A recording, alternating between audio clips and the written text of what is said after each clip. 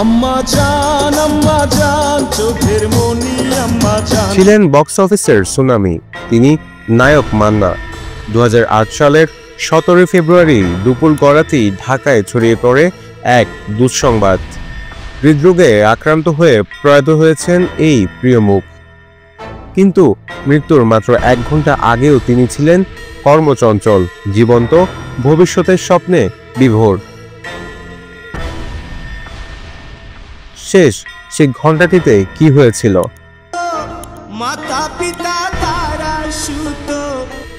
2008 সালের 17 ফেব্রুয়ারি বাংলা সিনেমার ইতিহাসে এক শোকাবহ দিন। চলচ্চিত্রাঙ্গন হারায় তাদের প্রিয়তম নায়ক মান্নাকে।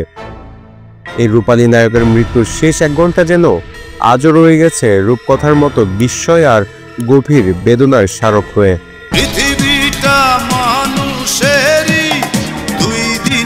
সেদিন সকালটা ছিল মান্নার জন্য সাধারণ দিনের মতোই। কোনো শুটিং ছিল না, তিনি ছিলেন ঢাকার নিজ বাসায়।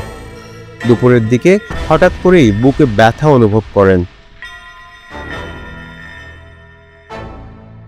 তার স্ত্রী শেলি মান্নার ভাষ্যমতে বুকে ব্যথা হচ্ছিল বলেই তিনি নিজেই গাড়ি চালিয়ে ইউনাইটেড হাসপাতালে যান।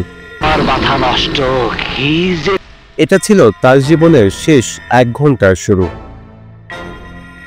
হাসপাতালে পৌঁছানোর সময় নায়ক মান্না ছিলেন সচেতন, আশাবাদী। কেউ তখনও ভাবেনি এই সফরই হবে তার জীবনের শেষ সফর।